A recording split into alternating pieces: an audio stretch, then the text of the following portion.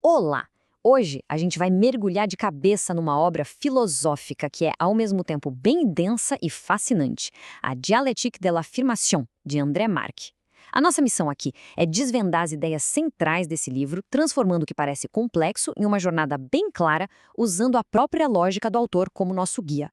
E para começar, vamos com uma pergunta que à primeira vista parece até simples, mas que é o ponto de partida de tudo. Pensa um pouco. De todos os pensamentos que a gente pode ter, qual seria o mais básico? Aquele que não dá para reduzir mais? A resposta que André Marque dá para essa pergunta é o que define todo o projeto filosófico dele. E a resposta é surpreendente de tão simples. Para o Mark, a filosofia não começa com a dúvida, sabe? Nem com uma ideia super elaborada sobre o mundo. Não. Ela começa com o ato mental mais básico e universal que existe: o ato de afirmar. Aquele simples ato de dizer que alguma coisa é. Ok, vamos destrinchar isso. Quando alguém fala "o céu é azul", está fazendo um julgamento, uma afirmação. Para Max Zen, esse ato não é qualquer coisa, não. É um momento exato em que a nossa mente toca a realidade. O ponto de encontro entre a inteligência e o ser. É o alicerce onde todo conhecimento se constrói. Certo. Se o ponto de partida é essa afirmação, como é que a gente avança a partir daí? Bom, o Mark nos oferece um método, um jeito de escalar, digamos, a montanha do conhecimento. E essa escalada é feita usando a lógica dos opostos. E ele não tirou isso do nada, claro. Ele foi buscar inspiração em gigantes como São Tomás de Aquino. Mark percebeu que a nossa mente entende as coisas em relação umas com as outras. É justamente no contraste, na oposição entre conceitos, que a gente consegue aprofundar o que cada um deles significa. Vamos pegar um exemplo bem claro. A gente só consegue entender de verdade o que significa ser finito, ter limites, porque a nossa mente, de alguma forma, consegue conceber o oposto, o infinito, aquilo que não tem limite algum. É a tensão entre esses dois polos que expande nosso horizonte mental. E aqui vai outro par que é crucial: ato e potência. Pense numa semente. Ela está em ato como semente, mas ela está em potência de ser uma árvore. O ponto central aqui é que a realidade não é algo parado, estático. Ela é esse jogo dinâmico entre o que uma coisa já é e o que ela pode vir a ser. É essa oposição que explica a mudança no universo. Então, o método todo se resume a esses 3 passos. Primeiro, a gente identifica os opostos. Segundo, a gente analisa como eles se relacionam, como um acaba definindo o outro. E, por fim, a gente chega numa síntese, numa verdade maior, mais ampla, que consegue abraçar a complexidade dos dois. E é seguindo esse método, escalando por meio das oposições, que André Marx nos leva até o cume da sua jornada filosófica, até o conceito que, no final das contas, unifica tudo. O ser. Essa é a grande resposta. É o conceito que está por trás de toda e qualquer afirmação, de cada oposição, de cada pedacinho da realidade. E aqui, a distinção que o Marx faz é importantíssima. Para ele, o ser, ou l'être, em francês, não é a maior coisa do universo. Não é uma coisa.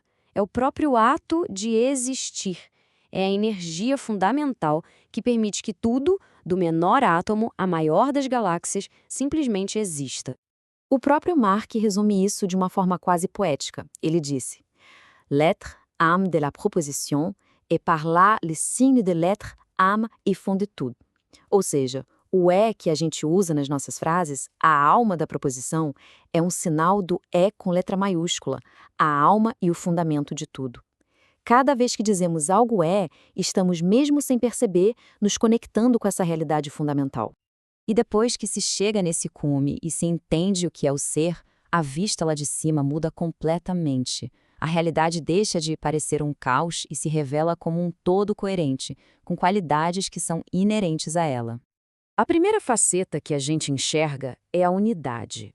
Ora, se o ser é o fundamento comum de tudo que existe, então, num nível muito profundo, tudo está conectado. Não somos ilhas isoladas. Fazemos parte de uma única e imensa teia da existência. A segunda é a verdade. E a verdade não é algo que a gente inventa, mas a correspondência entre a nossa mente e o ser.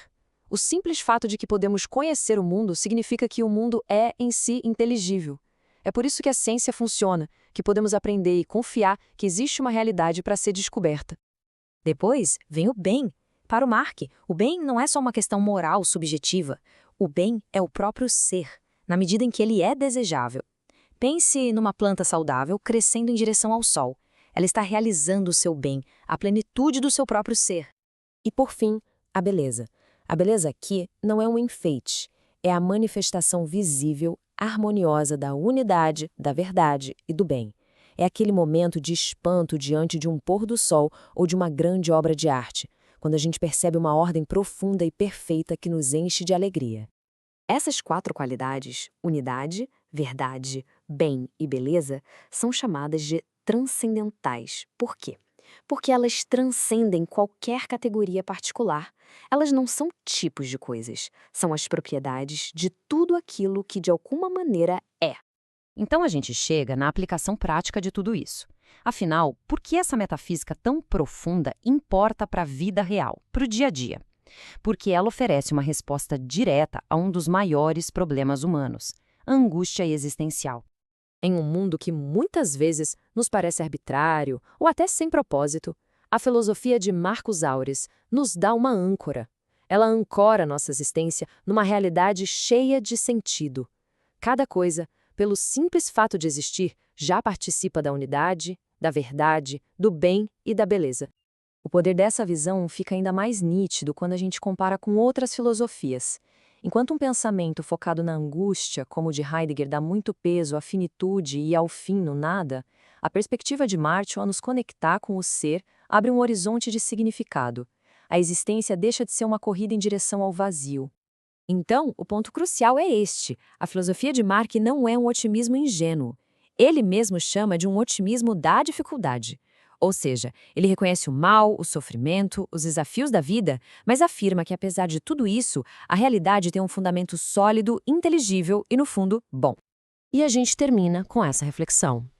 Se o Marx estiver certo, e cada simples é que a gente diz for um eco do grande é do universo, o que isso realmente significa para as nossas conversas, para as nossas crenças e para a nossa própria identidade?